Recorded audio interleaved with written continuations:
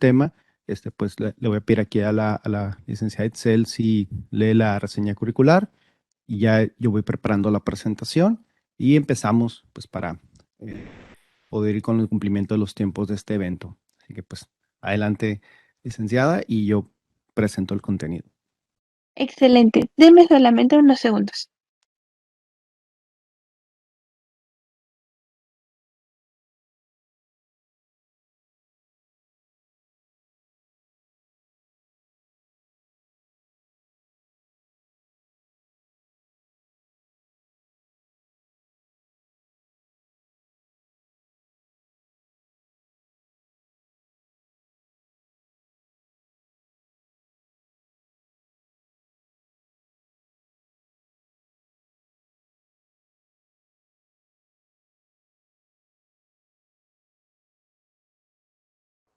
El maestro Vladimir estaba tratando de ingresar, entonces solamente estoy verificando para ver si nos va a acompañar. De no ser así, ya continuamos. Solamente denme unos segundos. Claro que sí.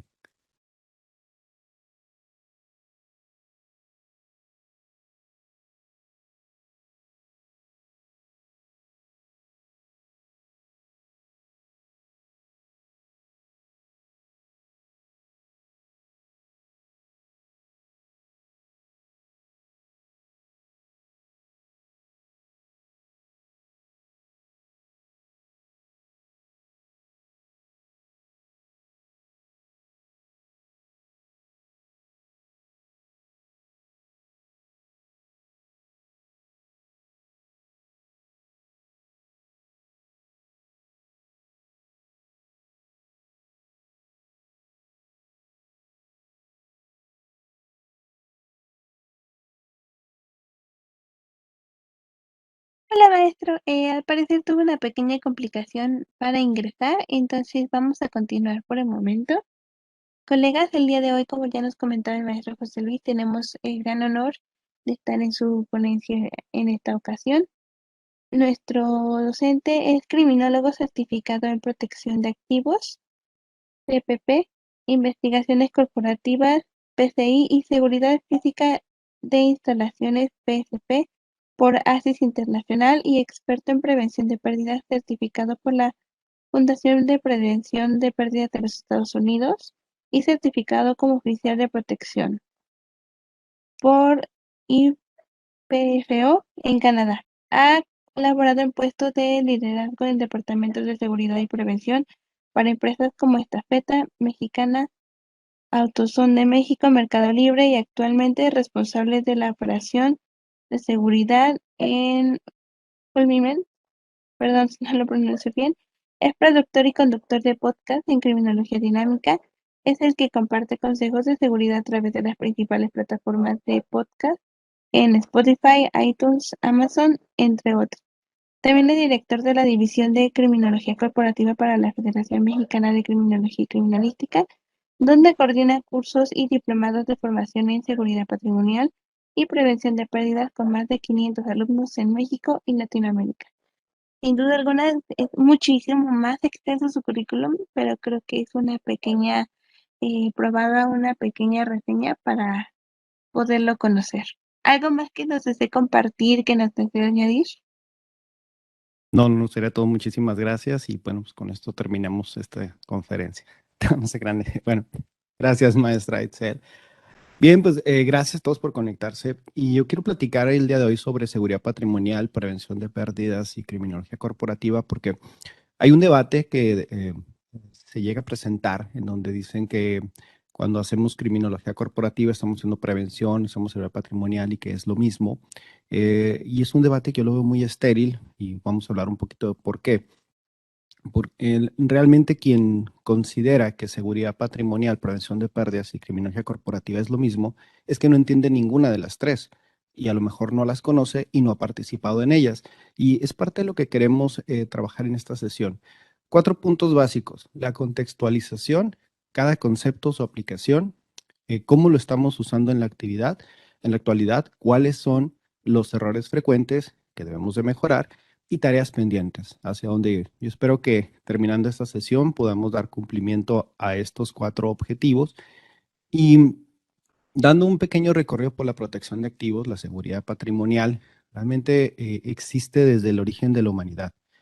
O sea, todo lo que ha sido las actividades de seguridad patrimonial, de cuidar de los activos, desde la prehistoria, donde el ser humano tenía que cuidar de su familia, de sí mismo, de sus activos, de sus alimentos, de sus animales, pues ya estaba aplicando seguridad patrimonial. A fin de cuentas, el cuidado del patrimonio. ¿Cómo lo hacía? Pues usando métodos desde el uso de la infraestructura de la naturaleza, cuevas, zonas altas, cañones, eh, espacios físicos que le permitieran resguardarse, ¿sí? El tener sistemas de alarmas, desde palitos de madera para alertar cuando llegaba una amenaza, no solamente de otro ser humano, sino animales, depredadores, etcétera. Eso ya era seguridad patrimonial. Fue evolucionando y en la seguridad patrimonial, pues empezamos también a buscar a los más fuertes que pudieran proteger al resto, los más capaces, que tuvieran la fortaleza física. Y bueno, cuando el ser humano deja de pensar solamente en la parte de su propio patrimonio y empieza la comercialización, pues venía esa parte de protegerlo, de poder estar eh, dándole resguardo y seguridad a que las mercancías pudieran trasladarse de un punto A a un punto B, y que obviamente pudiera darse la parte del beneficio mutuo. Las guerras y todo lo que ha sido la actividad militar ha sido, yo creo que uno de los principales semilleros de estrategias de seguridad patrimonial, inclusive al día de hoy. Gran parte de procesos, protocolos y actividades que llegan y tecnología que llegamos a aplicar en seguridad patrimonial en las empresas tienen sus orígenes en la milicia, en aplicaciones que eran para el ejército y que en su momento pues ya actualmente las utilizamos dentro de las empresas, desde protocolos de gestión de riesgos, de análisis de inteligencia, hasta técnicas de comunicación. Y bueno, al día de hoy estamos ya en un proceso en donde la seguridad patrimonial va muy de la mano con la tecnología.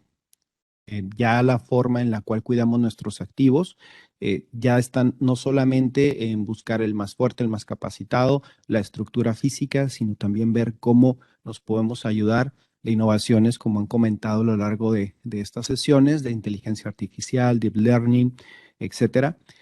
¿A qué se enfoca la seguridad patrimonial?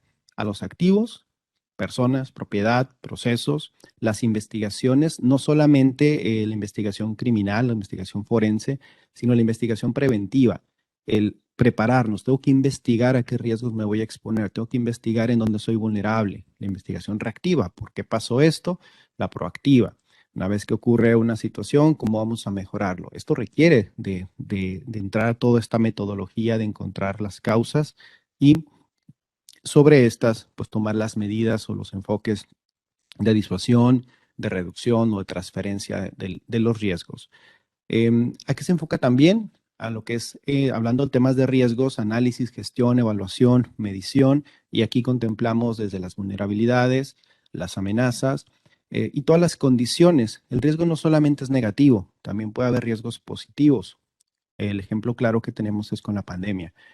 Para muchas organizaciones, sin lugar a dudas, sí, nos enfrentamos a situaciones negativas, pero para otras fue una gran oportunidad de crecimiento, de implementar nuevas estrategias, de dejar de hacer cosas que no eran necesarias, y de ver que se puede trabajar de manera remota, que se puede trabajar con recursos limitados. La logística creció mucho, entonces el riesgo que en algún momento desafortunadamente ha cobrado la vida de muchas personas, pues también ha beneficiado, pareciera raro, pero ha beneficiado mucho también a otros sectores.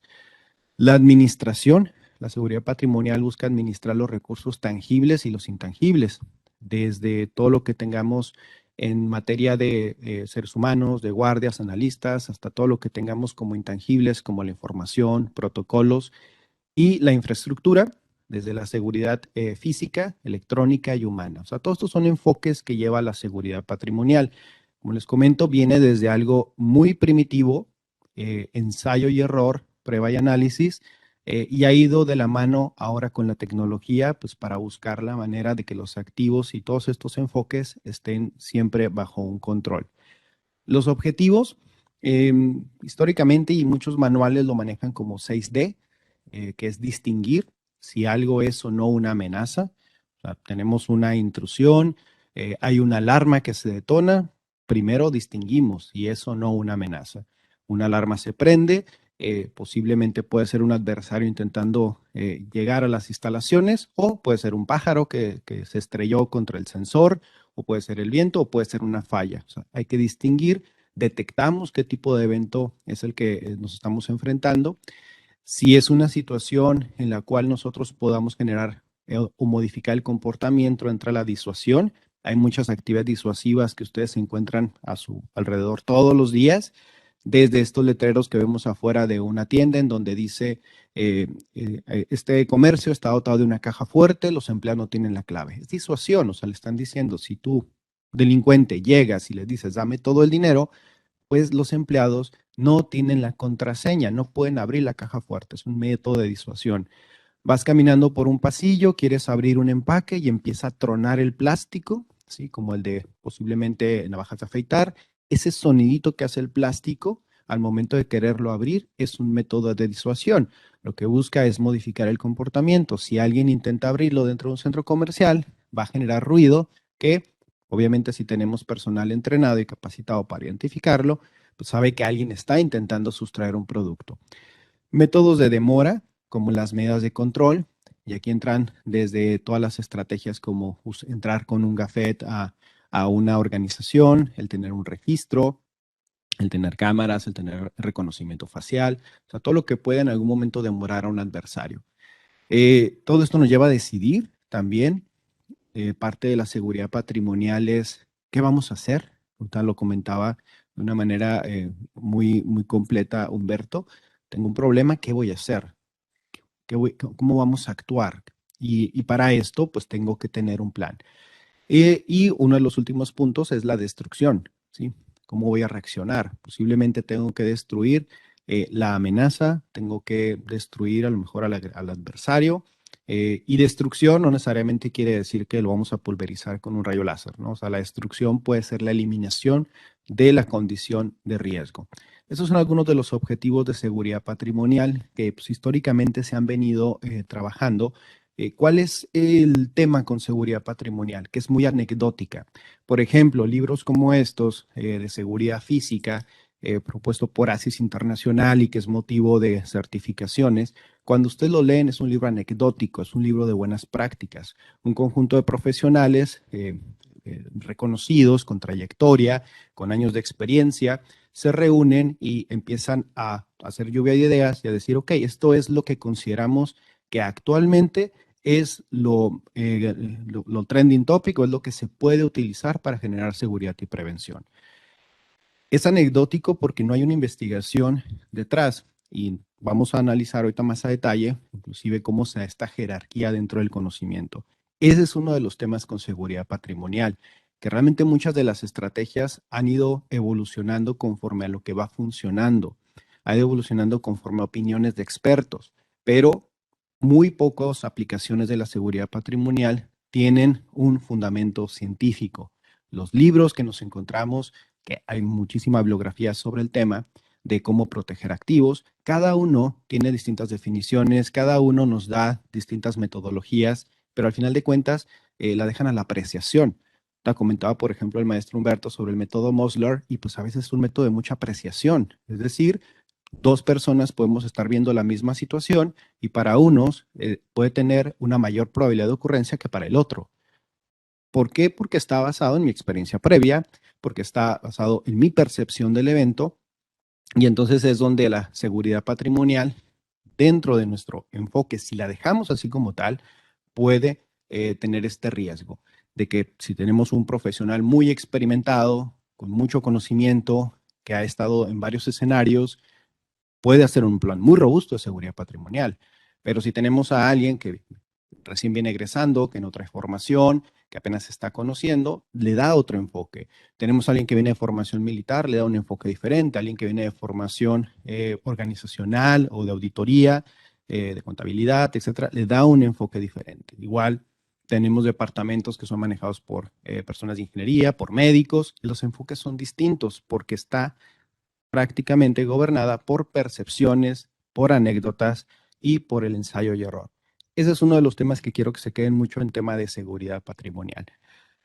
El tema que sigue, prevención de pérdidas, pues surge y evoluciona junto con el intercambio y el comercio de activos. Igual, cuando la humanidad empieza pues a tener intercambio de activos desde el trueque, dar un producto por otro, hasta el comercio en donde ya recibíamos un valor, hasta la elaboración de mercados, desde los, si nos vamos a la historia de la humanidad, los mercados en Babilonia, en Egipto, ya tenían medidas de prevención de pérdidas, medidas de qué hacer para que los activos, semillas, frutos, telas, herramientas, no se echaran a perder, no se dañaran, no fueran afectadas por el clima, para que no se las robaran. Había ya sanciones, y lo vemos desde el Código de Hammurabi, en donde había prevención de pérdidas, de qué se iba a hacer en caso de que se tuviera algún daño provocado por otra persona hacia los activos de un particular.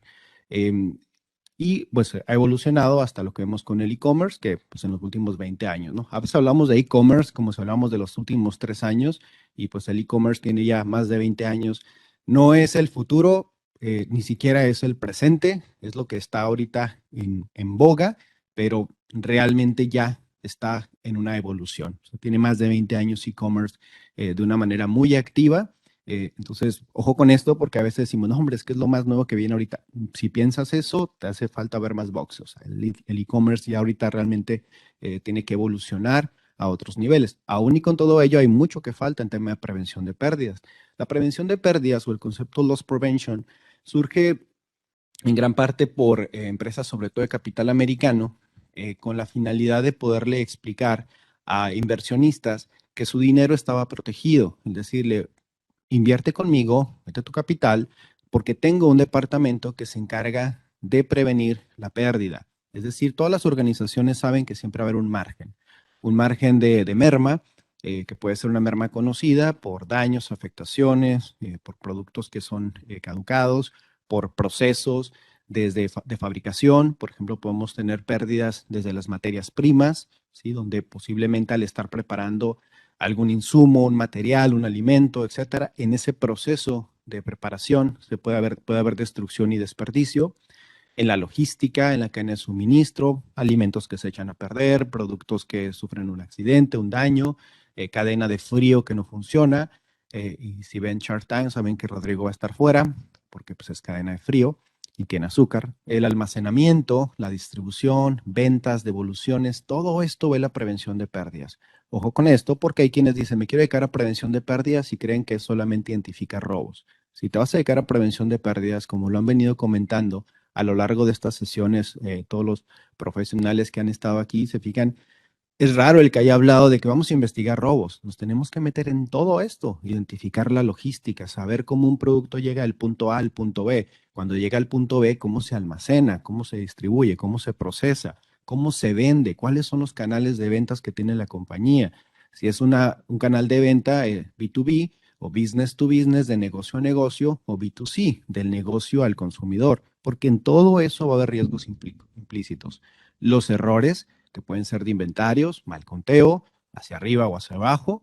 Es decir, tenemos la mercancía, pero no la dimos de alta al sistema, no se da de alta al sistema, entonces nunca está disponible para la venta y está perdiendo el negocio. O dos, dimos de alta mercancía que no existe físicamente y el sistema lo reclama, los clientes lo reclaman, no lo tengo, lo tengo que ajustar y me va a generar una pérdida administrativa. Los errores en producción, en registros, en movimientos. No nos dimos cuenta que en vez de mandar 5 piezas, mandamos 5 cajas y cada caja traía 10 productos, entonces tuvimos una pérdida considerable. Los robos internos, externos, incluyendo lo que se conoce como la delincuencia organizada en retail, que no le hemos prestado mucha atención, pero ocurre. ¿Qué es esto? El robarse un camión completo y distribuirlo por distintos mercados desde SWAT-MIP o mercados sobre ruedas, tianguis, etcétera. Entonces la empresa compite contra su propio producto que está en el mercado, pero a un precio más económico y sin pago de impuestos. Y la destrucción o el desperdicio. ¿Qué es esto? Pues merma desconocida. A veces el adversario no va a ser un ser humano. A veces el adversario puede ser esto, puede ser un insecto. Por un mal proceso que hagamos, por una mala limpieza, por no tener con un programa de protección de fauna nociva, nos lleva a que tengamos pérdidas que pueden ser millonarias, y eso también nos involucra a nosotros como profesionales.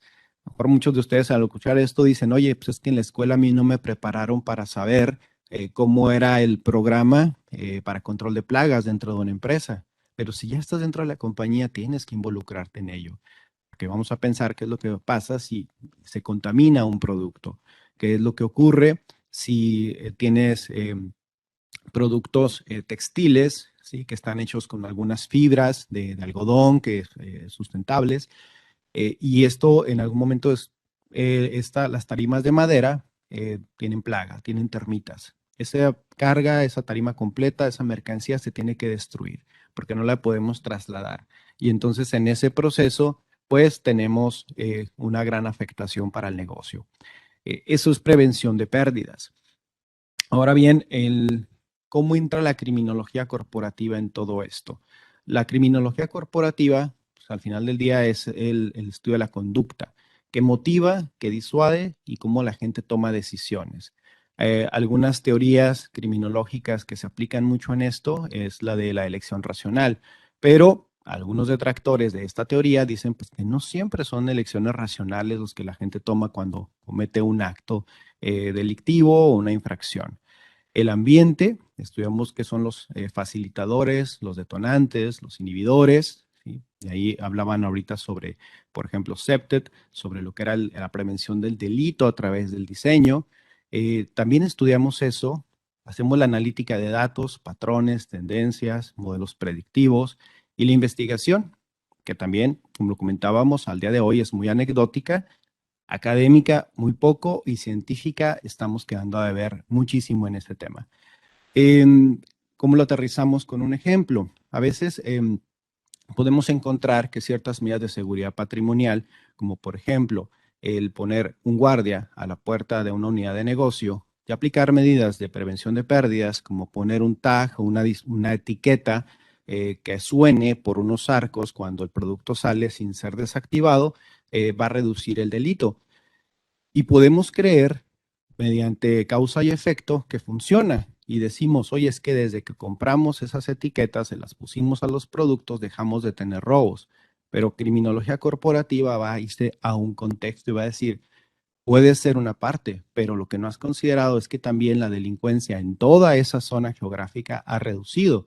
O sea, no es tu etiqueta como tal, no es la presencia del guardia, es que a nivel global o en lo que es la parte de esa ciudad o en esa zona en particular, en esa colonia, en ese centro comercial, se redujo y hubo una reducción no solamente de la delincuencia, también hubo una reducción en las ventas, hubo una reducción en la presencia de personas, en el flujo de clientes. Y ahí es donde entramos nosotros con el análisis. Es decir, no necesariamente está funcionando la estrategia. Tienes que ir al estudio completo de conducta, de ambiente, de analítica e investigar. ¿Sí? Es donde se van complementando. Entonces, ¿cómo podemos darle forma a todo esto? ¿Me pueden decir si me escuchan? Porque de repente vi que se trabó un poco la pantalla. Él me dice, perfecto, estamos transmitiendo totalmente en vivo, entonces los problemas técnicos siempre pasan, pero ya estamos aquí de vuelta.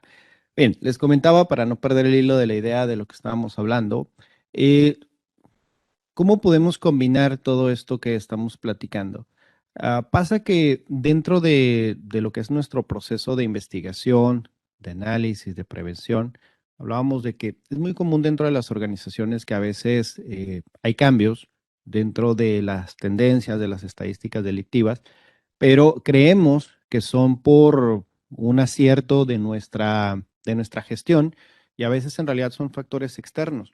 Por ejemplo, les recomiendo un libro llamado Free Economics. En ese libro explica la famosa estrategia de cero tolerancia en Nueva York, donde se ha hablado mucho sobre la estrategia de Bratton y de Rudolf Giuliani en reducción del delito. Y el libro explica con factores económicos cómo la reducción no fue tanto por esa estrategia, sino fue por un programa de control de natalidad que ocurrió 20 años antes. Es decir, hubo un programa de natalidad en donde había una generación, una reducción, por así decirlo, entre las personas entre los 18 y los 20 años de edad, que estadísticamente eran los que generaban las mayores tasas de criminalidad en Nueva York. y al haber una reducción de esa generación, pues también hubo una reducción de delitos. O sea, interesante el concepto que manejan ellos en el libro, porque la mayoría nos quedamos siempre con la idea de que fue por una muy buena estrategia de seguridad, del cero tolerancia, de los 3 strikes, tú estás fuera. Digo, muchos de ustedes les ha tocado analizar ese ejemplo en clases de la reducción en Nueva York. Lo mismo ocurre dentro de las organizaciones. A veces se aplica una estrategia de seguridad patrimonial como el monitoreo GPS, o bien dicen vamos a estar teniendo escoltas o custodiar una carga, una distribución, y creemos que eso reduce el delito cuando en realidad a veces en otra circunstancia, bajo otra investigación, se detuvo a esa banda que era la que nos estaba afectando y nosotros ni por enterados y creemos que funcionó la estrategia implementada. Ese es el problema con una seguridad cuando es anecdótica. La criminología aplicada en las organizaciones no tiene absolutamente nada de nuevo. También quiero que esto se lo lleven de esta presentación. A veces decimos, no, es que es algo nuevo, para nada. O sea, mismo Lombroso, y ese es el tema de tener que ir a leer a Lombroso. Si nos vamos a hacer un análisis y damos una buena lectura a lo que es realmente lo que él escribía, y no solamente al resumen que nos encontramos en algunos libros, él ya explicaba y hablaba sobre ladrones en comercios.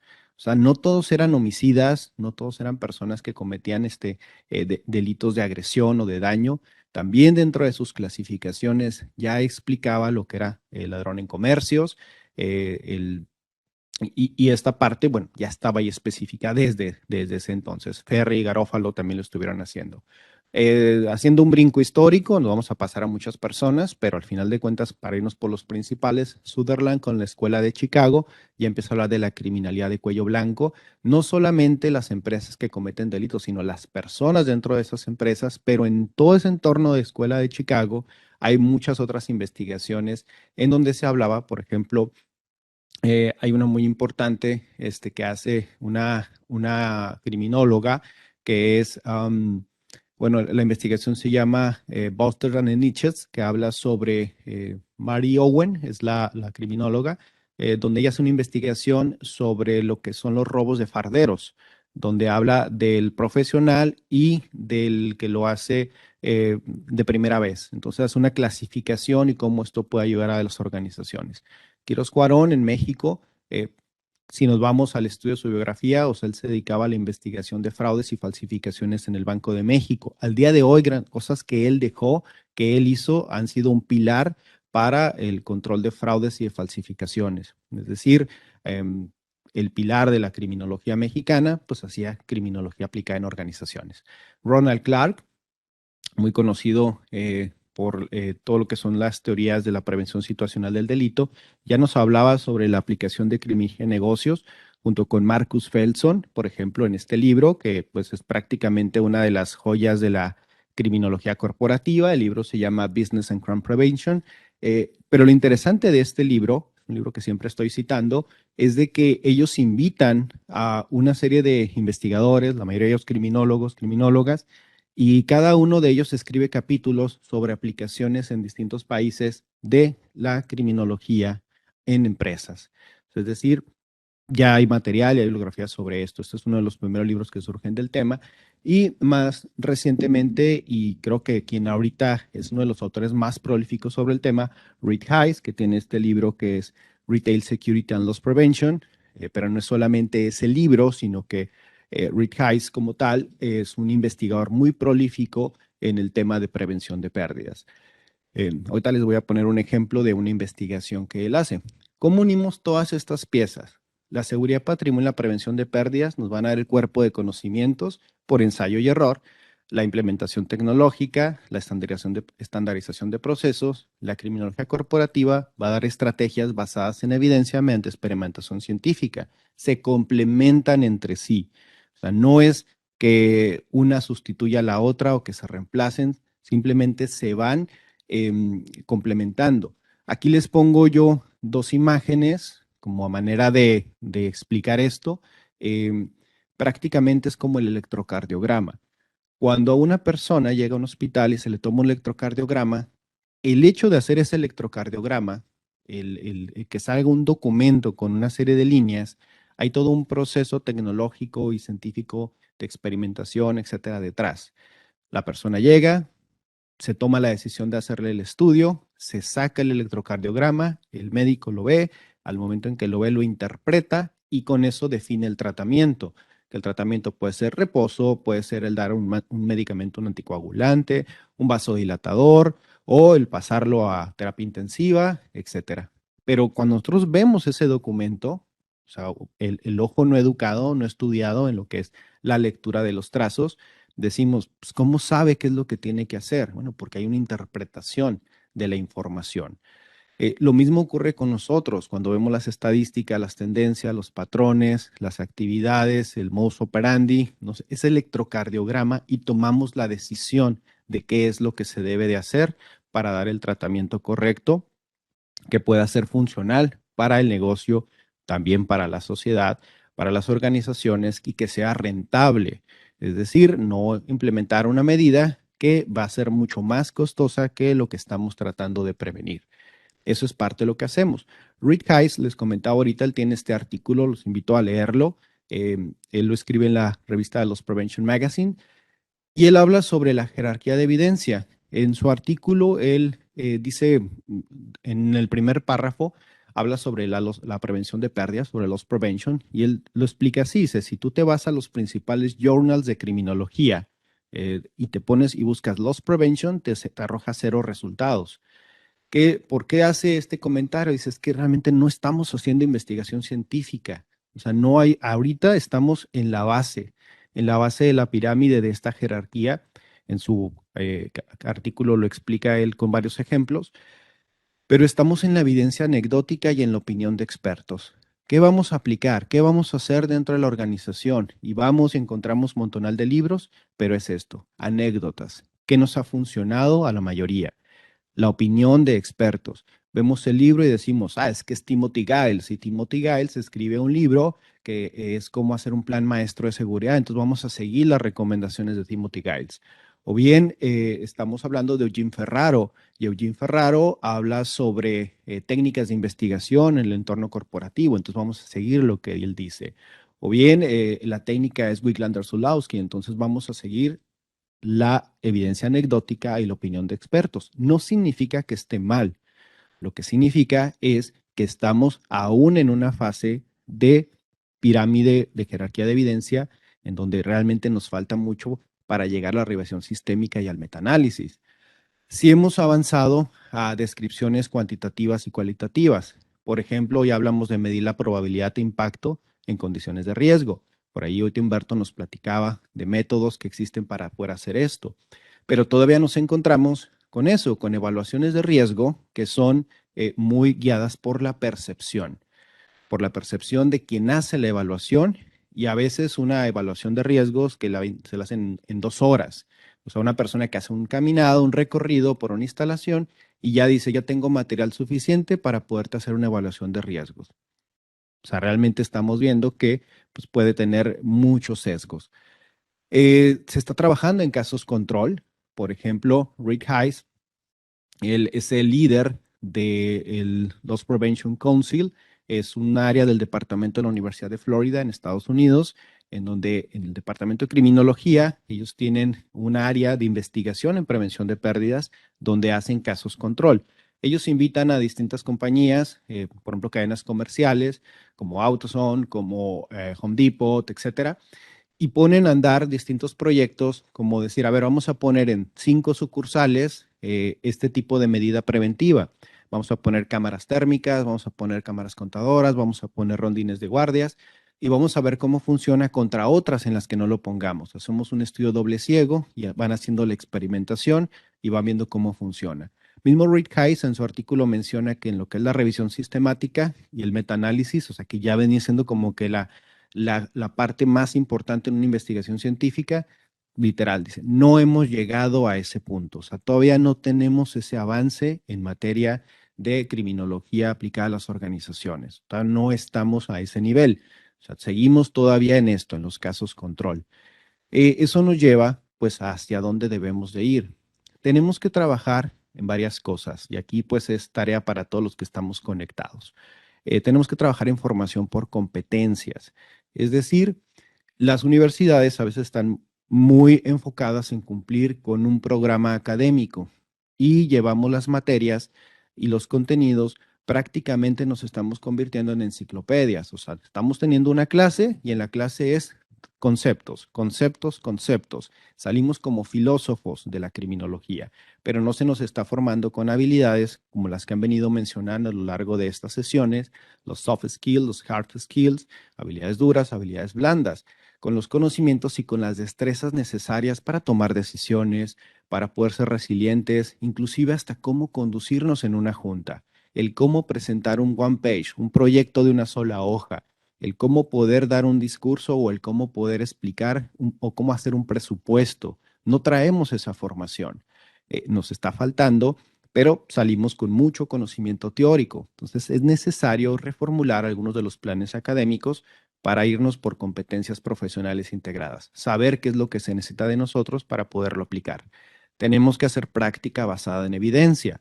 Esto es técnicas, procesos que estén probados, como lo que comentábamos con los metaanálisis, para dar los mejores resultados de forma obviamente responsable y ética. ¿Cuál es la mejor técnica para hacer una investigación dentro de una organización? ¿Cuál es la mejor técnica para hacer una entrevista?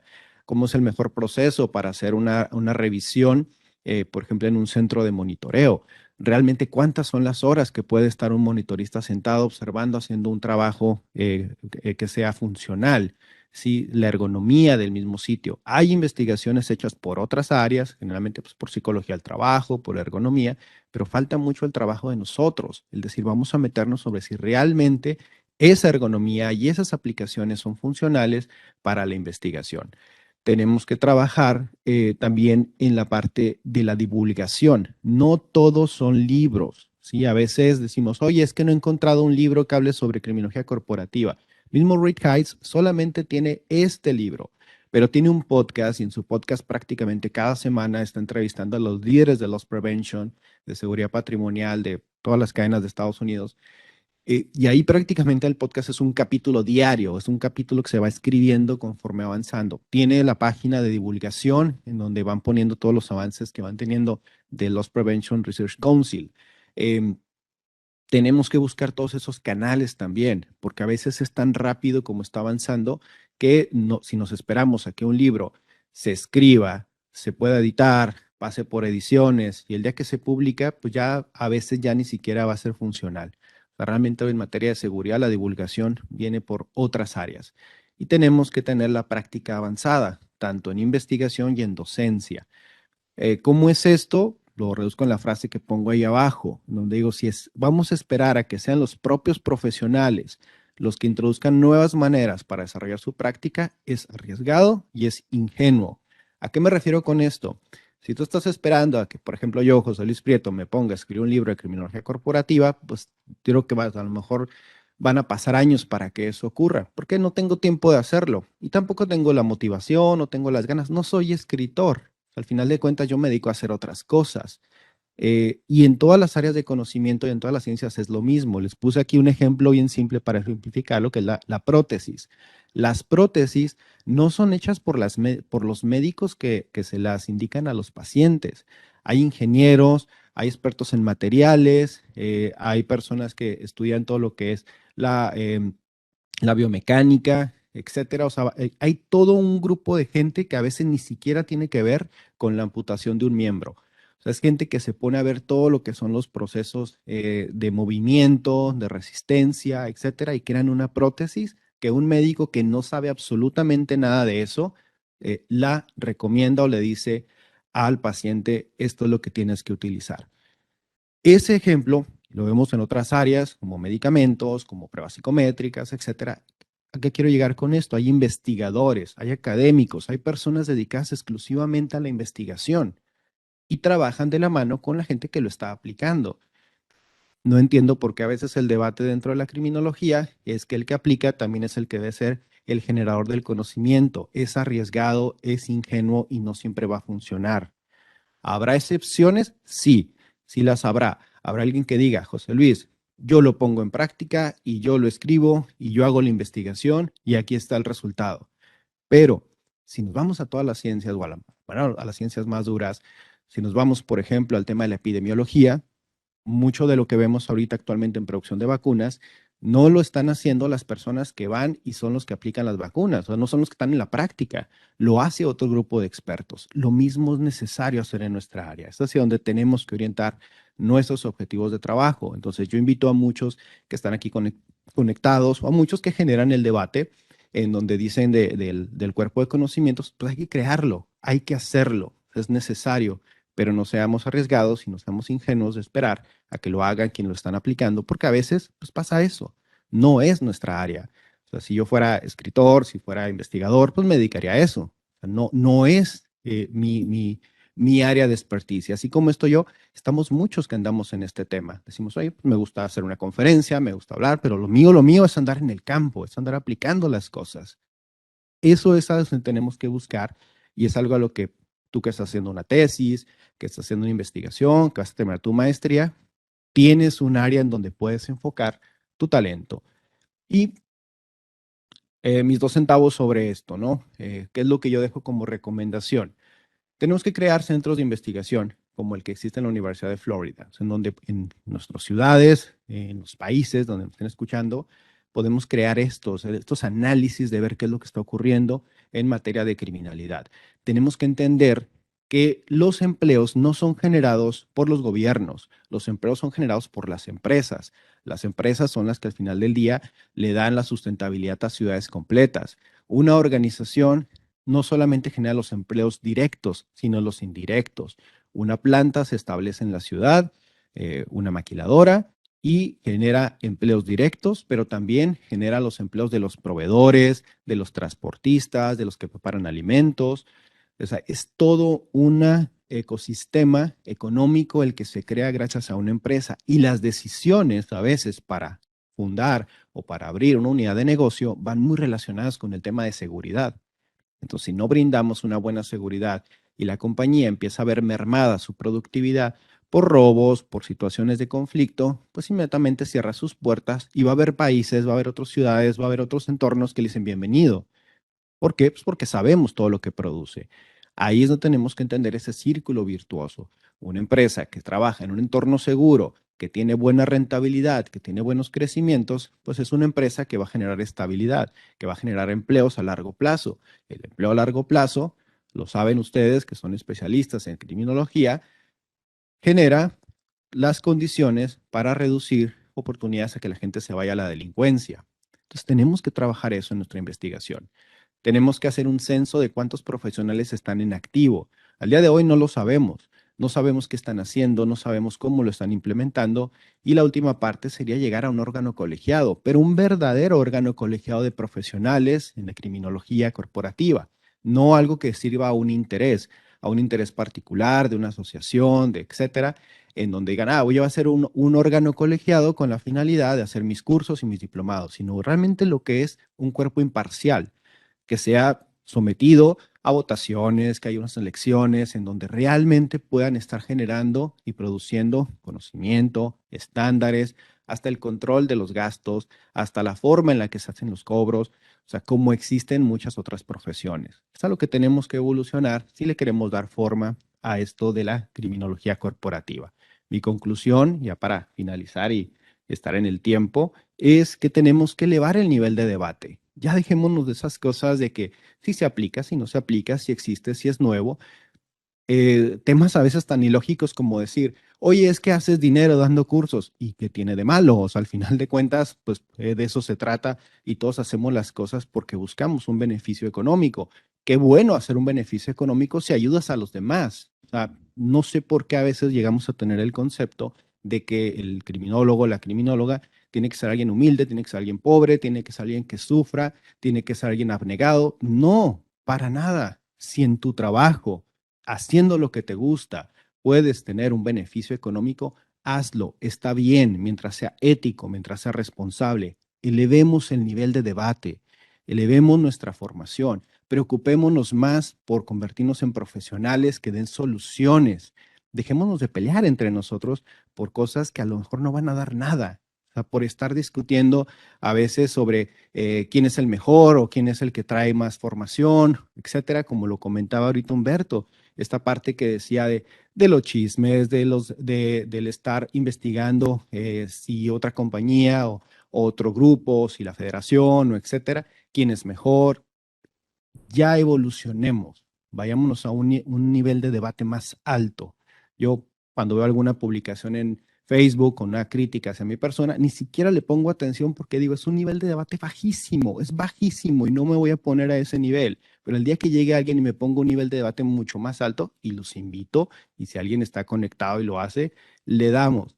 Justo por eso invitaba a Humberto. Si ustedes en algún momento nos escuchan en una mesa a platicar, afortunadamente siempre está ahí Susi, que es la mediadora, que no nos demos de golpes, pero el nivel de debate es muy alto porque tenemos discusiones muy complejas. Con Martín Barrios es lo mismo, con Tania, con Alicia, o sea, son niveles de discusión en donde realmente sales diciendo, tengo trabajo que hacer. Elevemos el nivel del debate dentro de criminología corporativa. Bueno, es lo que yo quería compartirles el día de hoy. Estamos ya ahí en el tiempo para poder cerrar y darle continuidad a esto. Muchas gracias a todos, gracias a la Federación por organizar este evento y espero que haya sacado algo provecho del día de hoy de esta conferencia. Gracias a todos, gracias maestra Itzel.